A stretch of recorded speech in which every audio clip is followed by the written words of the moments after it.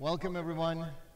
So, how many of you have been developing Java applications like ever? Okay, we know that hands are working. That's good. Use those hands to ask questions, to any comments, anything while we're talking. We want to talk a little bit about the kind of next level Java applications, which is not the the good old monolith things. Those are cool. We're gonna do it a little bit different. So maybe the ones that fit better into the cloud. We should start probably introducing ourselves. You can start. Yeah, probably should. So my name is Matt. It's a pleasure to be here. Along with Rustam, I work in a company called Computas. We're a Norwegian consultancy company.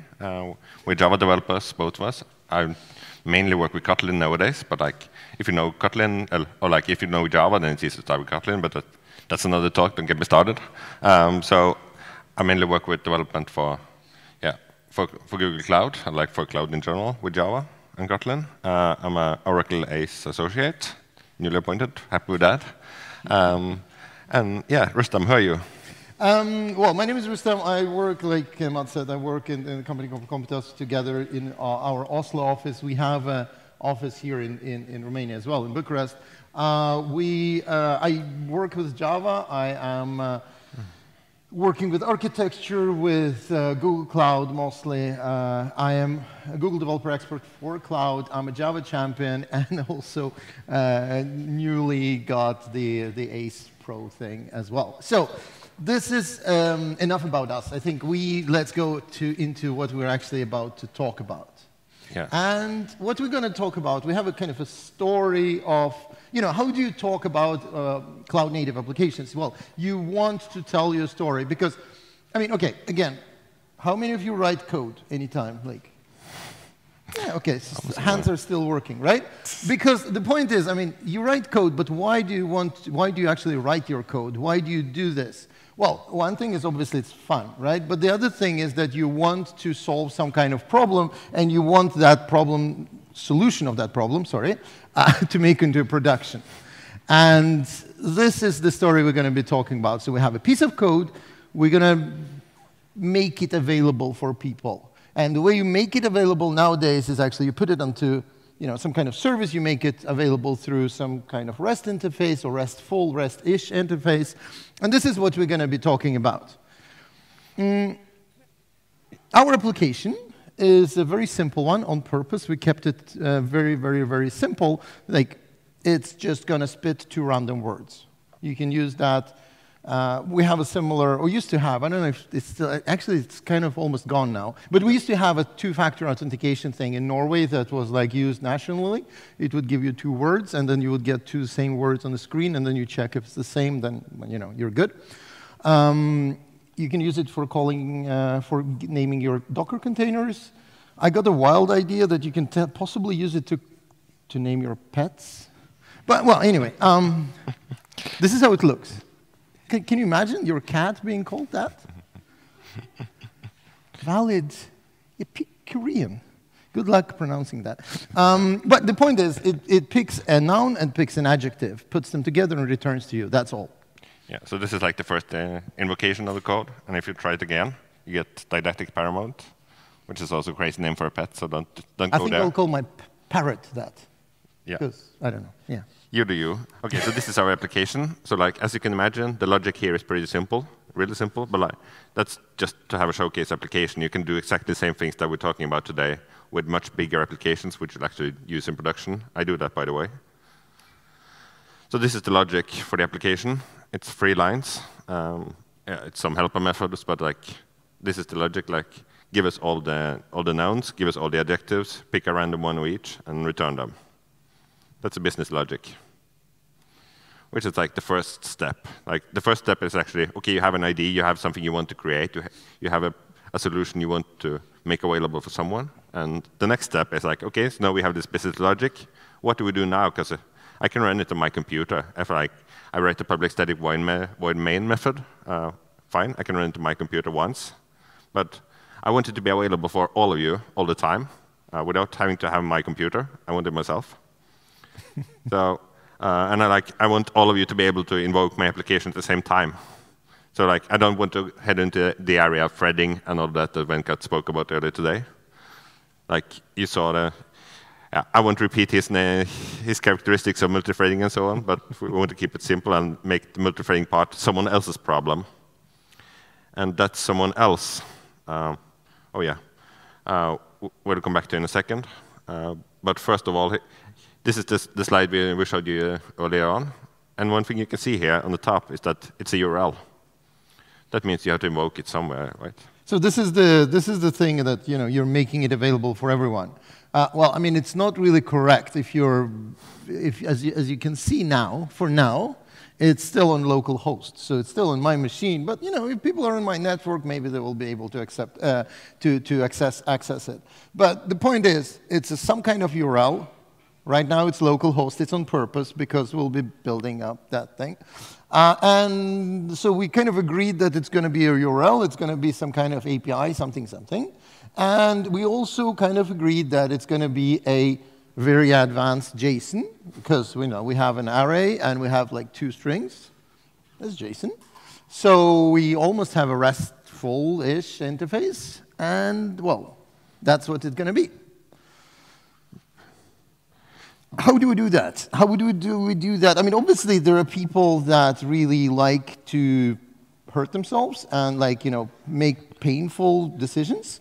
And of course, you can do that. You're more than welcome to shoot yourself in the foot and actually write everything from scratch. You do HTTP server from scratch. You do the JSON marshalling and marshalling. All the fun stuff. You get to do it once, twice, 10 times. But the point is that not all of us are that way inclined. So sometimes we don't want to rewrite and write things and don't fix our own bugs and let other people fix the bugs that are created in the frameworks that actually have been tested many, many times and everything like that. So this is where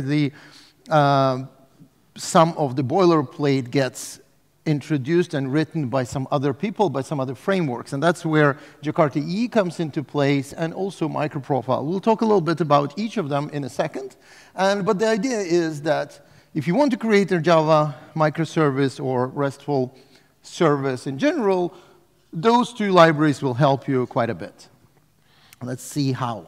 Yeah, let's see how. But first, OK, how many of you know MicroProfile to a certain degree already? I know that your hands are working, so. OK, 1. Okay. Nice. Yes, good. OK, thanks. Good. So we're going to explain to the rest of you and to everyone. OK, so what is MicroProfile? Well, one easy way to say it is that it's Jakarta EE for microservices. It's not entirely true, but it's true enough for the mental model. But then you might ask, what is this Jakarta EE thing? Right? How many of you know Jakarta EE? Jakarta EE, anyone? OK. Good. OK, keep the hands, keep the hands. Java EE? Okay. Yes. J2 EE?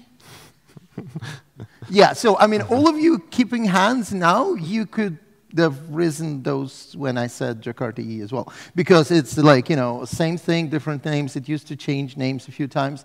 Now it's basically what it used to be. Well, it's not correct. You added features, you updated libraries, it's newer versions and all that. But this is it started as J2EE, Java EE, something, Jakarta EE. Now it's Jakarta EE 10 that is out.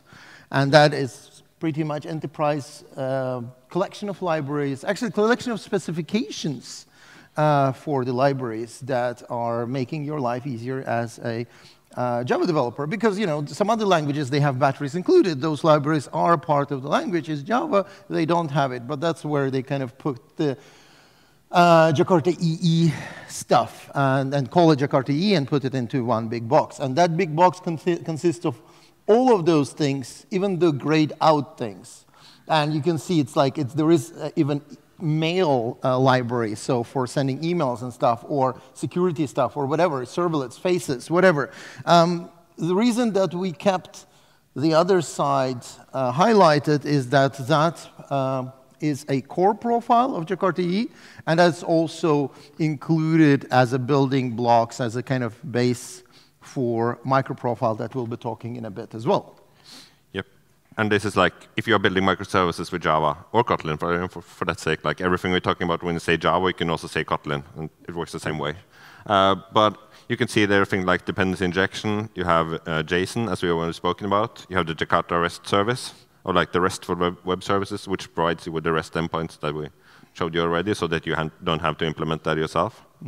Whereas like the full entire Java Jakarta EE platform is intended to solve like most generic problems you have. So maybe you need them, maybe you don't, but maybe you need some of them. So it's a set of specifications, as we'll see. And that's actually quite an important thing to say. I'm going to repeat it a few times, but it is actually a set of specifications. There are implementations, you have to implement it, but that's the different story. This is actually the specification. And we'll see the same thing with MicroProfile as well when we get there. Yeah. It's really important, but let's come to that in the context of MicroProfile in a second. Yes. So the newest MicroProfile is 6.0. It says releases in 2022, but it should be updated really soon. But still, 6.0 is the newest one. And this is exactly the same way, or like mainly the same way as Jakarta EE is a set of specifications. MicroProfile is as well, but it's a set of specifications intended for microservices. So you can see that there are a lot of choices being made here. Whereas you could see in Jakarta EE, you have support for SOAP and REST. With MicroProfile, it's what's it called? It has opinionated. It's opinionated exactly. So that if you go MicroProfile, you go REST services. That's it. And you can also see to the bottom here, which is quite important. You got the core profile. Say that one, which is the one you saw on the previous slide. So they are connected in that sense.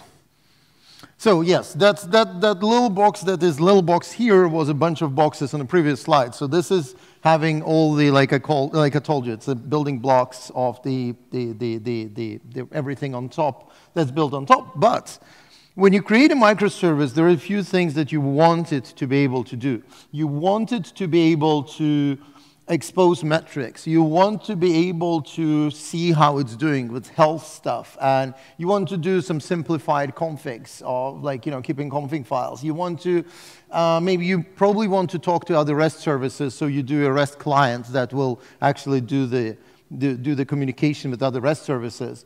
Open API, so you want to document your stuff, obviously, right? Because we all love documentation. Well.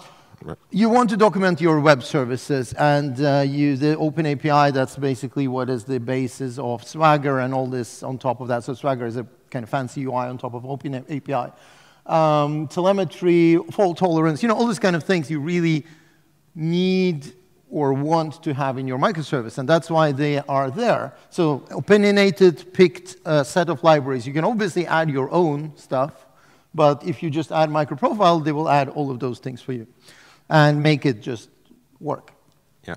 There is also standalone stuff that we're not going to talk too much about, but there is a few fun things and additions and expansions to all that. So reactive stuff, GraphQL stuff, all this kind of stuff that is interesting, but we're not going to talk too much about. That's kind of, it's under MicroProfile, but outside the umbrella, the dotted line. Yeah. I think we also should add that both metrics and telemetry play very well together with what Arno talked about earlier today. Yes. So if you want to look into that, it's fine.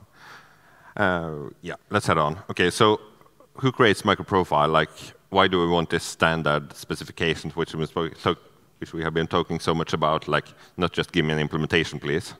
Well, so those who are creating MicroProfile, like, steering MicroProfile in a sense. Deciding what's going to be and how it's going to be. Yeah, are those companies. And you can see that there are huge companies like Oracle, Microsoft, smaller companies like, not that small, I know them, but like you also have JUGs, Java user groups from Garden State, New Jersey, sorry, Atlanta, and also German EJUG-Verbund, that's the German Association of JUGs. So you can see that all of these are working together on MicroProfile,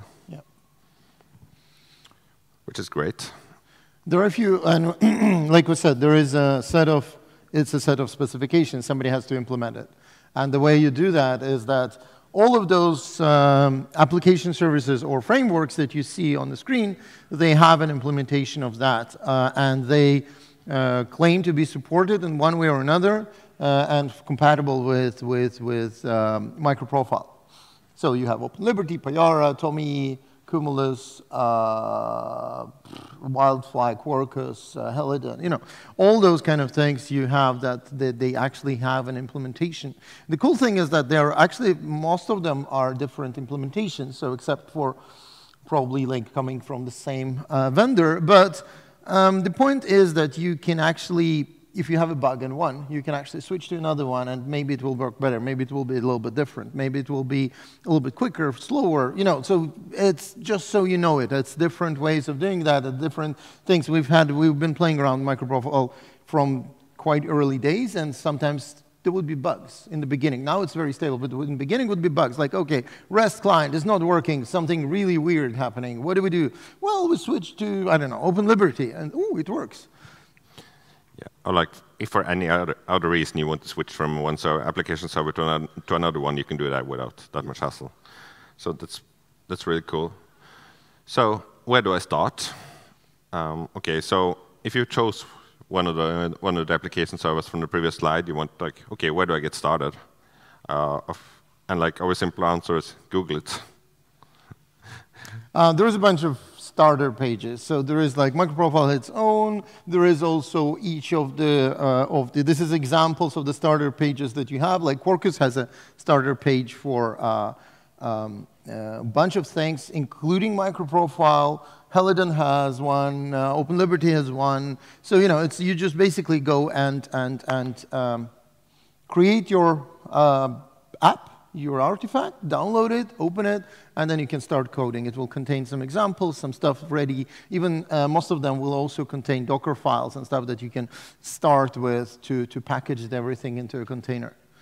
Yeah, I think we also should add here that if you already have an application and you want to add MicroProfile to it, you can do that pretty easily, but some tweaks into your config files, yeah. POM files, build Gradle files. But if you look into these examples, they give you like a full, complete example showing you everything you need, and then you can copy paste into your own existing files if you want to.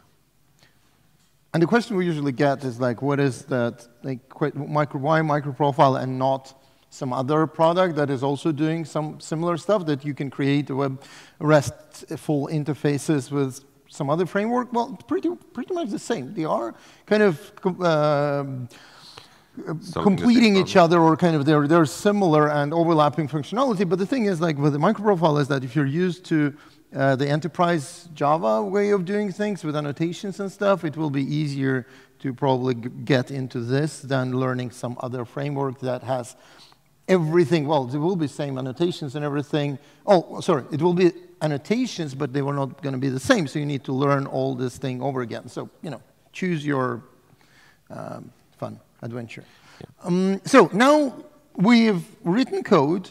We decided to use some frameworks to make it easier for us to make it available through a API, through a endpoint. We also chose a framework that will help us to package that thing into a JSON and all this kind of thing. So it works on my machine. What do we do now? Well, and you all know the answer to this, right? It works on my machine. OK, fine. Let's ship your machine then. Yeah. Which, in other words, containerize it, put it into a container, be it Docker, be it Podman, be it whatever. But like put it into a container, ship the container. And usually we speak a bit about containers and Docker files and all this, but today Anna has already done that part for us. So thank you, Anna. We won't repeat so much of that, but like, yeah, we containerize it and head on. So now we've containerized it, and there's a few things that you need to think how you do that. But like Matt said, Anna talked a lot about that. We're not going to do that. We usually have a slide. We actually removed that slide now because she just had her talk just before us. So now we put that thing. Now we have containerized it. But what containerization actually means? That means we're going to have now reproducible builds. I know that if I build it and it's going to build OK, and if I give it to Mats with the same-ish hardware in the back, he can build it with the same results and all that. So reproducible builds, but it also means reproducible deployments because it's the same kind of container. You know that this container will behave in a certain way, so you can actually expect similar results on different platforms. So now that you do that, then you can push that thing to a cloud. And to the cloud, that means, that doesn't necessarily mean public cloud. We're going to use a public cloud here, but it can be private cloud. It can be hosted, self-hosted stuff, and you can do it in different ways, right? The simplest way is doing the good old way, create a VM and put it there. I mean, it works. It's not pretty or it's not really cheap, but it works. But, you know, we're going to talk a little bit more about that. When you put things to the cloud, it's very important to, well, it's not only when you put things to the cloud, but nowadays especially, it's important to automate your builds, but not really only your builds, it's everything else as well. Because, you know, you don't want to do all the boring stuff. Like exactly the same way you don't want to re-implement HTTP server every time you create a web service, you don't really want to do all the manual steps of deploying things. Back in the days when I started working as a Java developer, we would create like, you know, documentations, huge Word files with like, I don't know, 100 steps of a quest. Do this, ask, go to a quest and talk to ops guys. Bring them nice coffee, make them deploy stuff, you know. And, you know, this. You do like 100 steps, and maybe after you've done all the 100 steps in exactly perfect order, maybe your application is going to work. And that's not really fun. You want to automate that. You want to script that stuff. So automate, automate, automate. When you think you're done automating, automate some more. Yeah, and I guess we should add that one goal for like the setup we're doing today is that as we are developers, as we started saying, we want to write code, we want to write application logic. So, and I want to do git push, and whenever I do git push, I want everything else to happen automatically. I don't want to do anything more. I want it to be in production after like everything's done. So I want to do git push. I want to get a message if something screws up, but if not, I want it to go to production without any more hassle. I'm standing here and smiling because I just like got a really weird comment, but like, you know, build pipelines can bring you so much satisfaction. Because like you imagine you just push it, you just like, and like 3 seconds later it's in production. Not necessarily production, it could be like staging or something, but you know, it's just like you don't have to do anything, you're just done with your code. You have this euphoria of writing git commit -m, writing the message, pressing enter, maybe merging to another branch or something, and poof, it's in production. I mean, it's I don't know, maybe I'm just weird, but I really like that stuff. So when you build things, you can use different tools. So you can use, every cloud provider has its own. So we're going to be talking about Google Cloud. You can do the same thing on any other cloud provider, public or private. But most of them will bring their own build tool, which has implemented relatively basic stuff with a little bit less flexibility, but it will be very well integrated in their own tooling. And this is an example of that.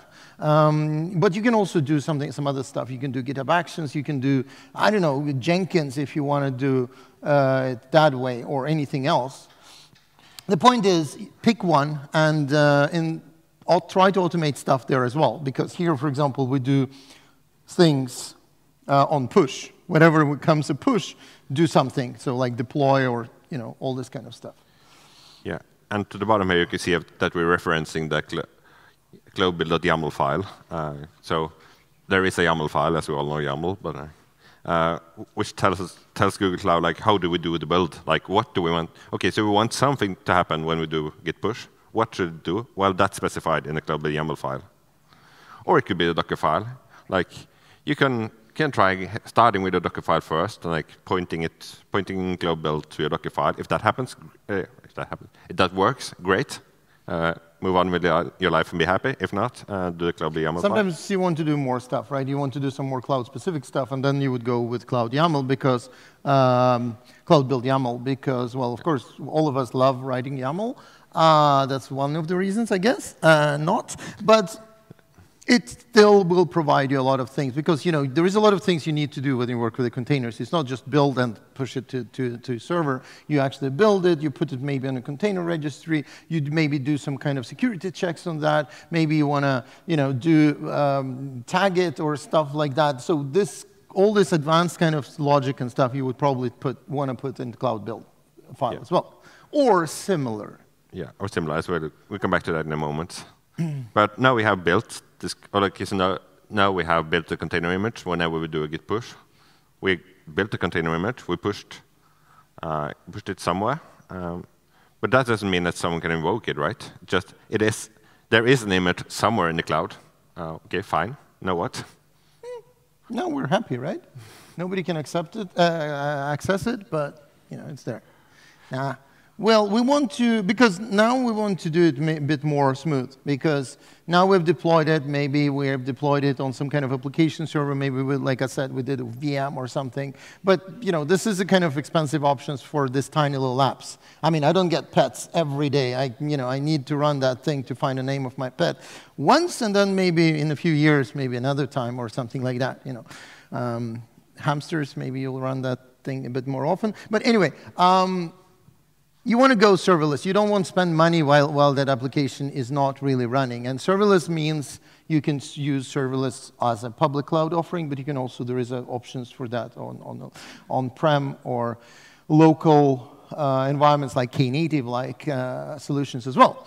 So how do we do that? What do we do this? So we're going to talk, and we're going to use this an example of Cloud Run, which is started as a managed version of Knative, and then developed in its own way. But Knative is an initiative, I don't know if you've heard of that, but it's an initiative between different providers, including Google and a bunch of others, that has been given to the Cloud Native Foundation together with, like, the same way with Kubernetes and all the other ones. So Knative is, you have Kubernetes, you have a service mesh. It used to be only Istio, now it's different ones you can choose. And then on top of that, it's a Knative thing. So it does management of all the containers and starting and stopping them at the same time. So does Cloud Run as well. So this is an offering that you have on serverless offering that you have on Google Cloud to deploy your containers. And you can do a lot of things here. And this is what you can typically expect from a similar solution on any other cloud provider as well. So for example, things like traffic routing. So you can see it says traffic 100%. And traffic 100% means that we have this version of an app, and all the traffic is going there. But you can actually do splitting. You can do blue-green deployments. You can do like a lot of ways. You can do some experiments or stuff like that. You can say, well, you know what? I want to route like 5% of my traffic to this new app and test how it works, and the rest will get good old one. And then if I'm happy, I will increase the routing and all this kind of stuff. So you can do that. You can also do, obviously, versions. So like if the build was green, you can actually promote it to be as a serving application. We've been doing a lot of testing, so there is a lot of red. It's a classic case of git push. Now I really think I fixed all the bugs. Enter. Oh no, it's still red. Okay. Now I really think I fixed all the bugs. Yeah, that's what happens. We've done it, so you don't have to. So we just sacrificed ourselves for this. Yeah. But now it works. Yeah. Now, yes. And you can see the URL here, right? It's not localhost anymore. No longer localhost. It's some strange things somewhere available. So that means that so we have done, well, we made a logic. We have put it into a runtime or an application server. We have created a Docker image, a container for that one. We have built that container, put it into some serverless things in the cloud, and now it's available. Great. But there is a but here, and that is like, if you're doing serverless, right, that means that whenever you're not invoking your application, after a few minutes, the cloud provider, or like the serverless framework environment thing, scales your container down. So it stops your container, scales it down to 0, or 1 if you really have to, but like typically down to 0. So like whenever you as a user come to visit my web page again, it has to, the framework has to start my container. And what does that mean? Of course that means that, well, it should start fast. Because if it takes like 10 seconds to start my container, well, you as a user will probably like, yeah, whatever, I go somewhere else that's faster. So skip this thing. I mean, 5 seconds on the internet feels like eternity, right? If you go to a page and it doesn't load in 5 seconds, how frustrated do you usually get? Yeah, not really happy. And also, that also counts as like, okay, so that's if you scale down to 0, but what is like all of you and like the entire city of Yash and the entire Romania goes to visit our web page? Well, we probably need more instances. So like, I mean, scale up. pet naming service gets viral, right? Yeah. Somebody shows it on TikTok or something and it just goes crazy. But you know, you need to do that, and to do that, you need to think about what happens actually in the cloud when you need to scale it up, even if it's like from 0 to 1 or from 1 to 100 or something. So there is like a cloud consists of huge amounts of tiny little yellow minions, and those minions have to like first receive request, wake up, run to a container registry, grab the container image, bring it to Cloud Run, kick the Cloud Run into action, make it work. Cloud Run has to wake up and with its bunch of minions, and it has to make it available. There is a lot of networking minions that are doing all the networking and running with the cables over the shoulder and plugging into the right instances of containers. So there's a lot of things happening, right? But the biggest thing is actually pulling that container down from the registry, and that's usually the thing that you can actually do quite a lot with. And when should you do that, and when should you not do that? Well, one is that if your container is a huge monstrosity of a monolith that somebody told you, you know what, we're all going containers. So you shove that elephant into a container, you barely manage to close the door, and it's like, nah, it's containerized. Well, I mean, yes, but no. Because that thing will still weigh hundreds and hundreds and hundreds of megabytes. You still need to pull that thing from a container registry. And if that is a thing as a serverless, if it's running like a service, maybe. As a serverless, that will take seconds, minutes, or something to start up. That's one thing. So one is actually pulling the container and all that. Then there is a startup time of your container as well. So this first is like initialization of the container. Then there is a startup of the container. So if your container is quick enough to actually boot up, because it's a tiny little operating system, right? In a way. And then on top of that, there is a startup time of your application.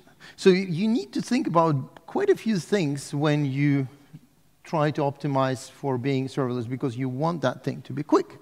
And another thing when you should not go serverless is if your application has some kind of state. It will make things much more complicated. It will make things a bit more messy, because now you cannot just kill your containers, or you cannot just clone hundreds of those containers and make them available for everyone, because they have some kind of state. Maybe they share the state. Maybe they do a lot of things.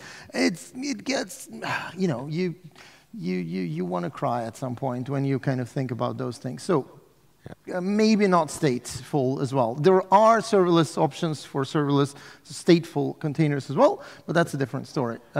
Most of the times you don't want to do that. Yeah, we're heading into the area where it's like, yeah, you can certainly do it. Like, you can fix it, you can fix all the issues, but like, it doesn't really fit into the box. It's probably not a good idea.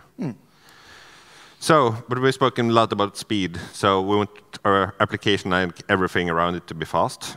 And what do we intend by that? Well, runtimes differ. Like all the application servers we started out talking about, they have different pros, different contras. They are great at different things, and they're suitable for different problems. And one of them, Quarkus, is made to be run in a cloud environment. It's made to be run inside Kubernetes, actually. And it's made to start really fast. It's made to be, well, you know, Quarkus, Quarks are really fast, so that's why we are Quarkus. So Quarkus is a pretty new framework from Red Hat, a runtime they call it, using lots of familiar technologies like Apache Camel, Kafka, OpenShift, which is also Red Hat, and MicroProfile, and lots of the technologies you maybe already know for Quarkus. And the cool thing about Quarkus is that they say that, okay, we want this application, this runtime to be run inside a container. And when you are inside a container, everything about the environment around you is already known, which means that the part of Java runtimes typically listening for dynamic changes, things to be deployed as the application is running, all of these things are no longer relevant when you're running inside a container, which means that you can skip those parts from the runtime totally. So you trade that one into the build time. So whenever you build an application with Quarkus, it says that, okay, this is all the code you're going to drop into this container.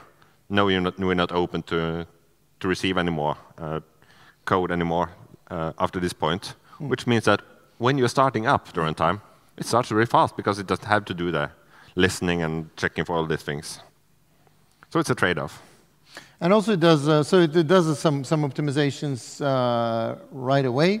So it's a trade-off that it will do the optimizations first, but maybe it will not do those optimizations later, at least in some of the modes. So you might lose some performance overall, but you need to be careful and to think about when you use it and when you need it. But in general, it's actually much more faster. The other thing is that it actually has 2 different modes. We'll talk about that in a second as well. But now we're talking about mostly of the JVM mode, which is like all the other ones. You have a JVM and a Java virtual machine in the background, and then you spin it up the way you do with the JDK, with the garbage collectors, and all the fun stuff. Yeah. So okay, you started out with another application server. You made everything running, like you got it up and running, everything you're happy. Now you want to switch into Quarkus. What you do? Well, you download the Quarkus starter, look at like the Docker file, the POM files, all these things. Adapt those to your project. You move the config into like where Quarkus wants its config to be. Like every application server has its own preference on where you put your properties. So, and you update your build files, and then you're done. And okay, fine, but like, what's so cool about this? Well, the cool thing here, the one thing you don't see on the list of what to do when you switch from another MicroProfile app server into Quarkus, is that you don't change the code. You don't change your Java code at all. You switch the runtime, like switch everything which is running on, but you don't change the code.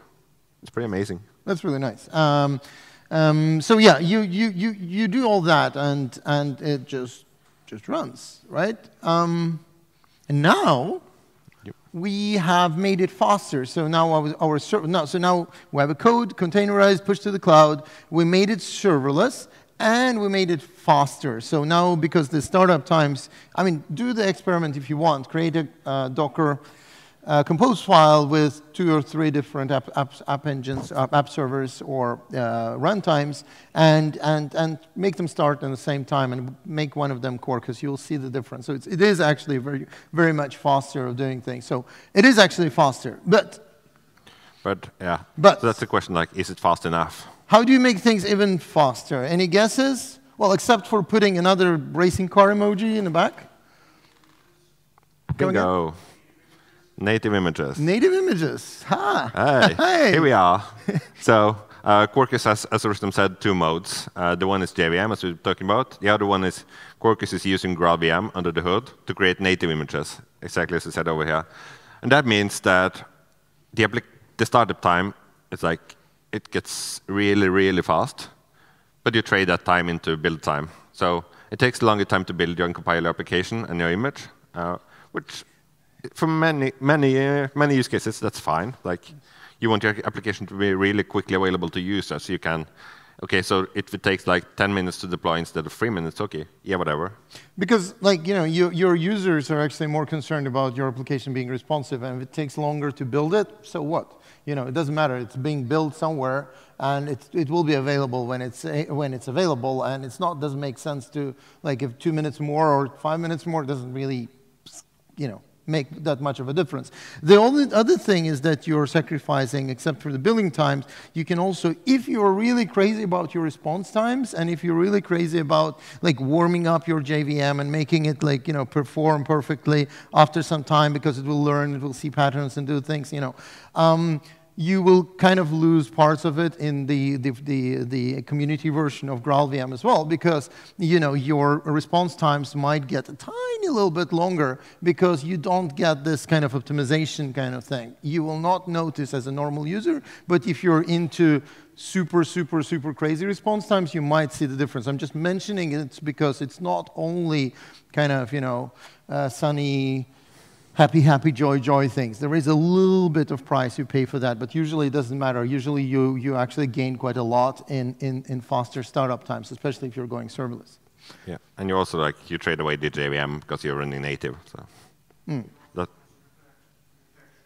reflections, yeah, yes. True. But what you gain, okay, so one typical use case for running Quarkus native somewhere in the cloud might be if you have a backend for frontend. So like, you have users every now and then, and like whenever a user invokes your service, you want it to start up and be available to them as quick as possible. Like whenever they are done, you shut down again, which was like the idea that started this talk idea. So now we're heading into Cloud Run. So what we're going to do now is like we are going to invoke. So here we see the URL. So now it's scaled down. It's sleeping, right? So now we're going to wake it up. You can see that like for the past 1 hour, we don't have any requests at all, so it's totally sleeping. So what we're going to do now is invoking the endpoint. This is the JVM mode. And you can, okay, so now I press enter. 1 Mississippi, 2 Mississippi, 3 and like, Mississippi. As a user, you get 4 Mississippi, 5 Mississippi. Okay, this is 6 surprisingly slow. So here we are. Yeah, there we go, 7 seconds. Yeah. So Joyful self-help, oh God. Yeah. Okay. Yeah, so that's the JVM mode, and you can feel like, okay, this is taking way too long. If I'm invoking heading to a web page and it takes this long, then I guess that something is wrong, right? And that, like, imagine, this is like a Quarkus that's being really quick, because there is a lot of, this minion action that I told you about, the running around with cables and stuff. So all that is also happening when it's waking up. So, there is some overhead you can't do anything about, and there is some you can do about. Yeah, so let's see. Let's do native. I press button now. 1 Mississippi. Still sleeping, 2 Mississippi. Okay, this is 3 Mississippi. This is still surprisingly slow, but 4 here we are. Mississippi. There we go. So half of the time, I guess? Yep. This is like pretty usual. Less and angel. Okay. Yep. So that's it. Okay, so time's up. That means we are done, which we actually are, so that's good timing. That's so perfect. Everything we're talking about is available on GitHub. Enjoy. Take a picture. You'll see all the code and everything there. And if you have any questions, well, there is... This is us on Twitter. So ping us or talk to us outside. Thank you all for coming. Thank you. Thanks.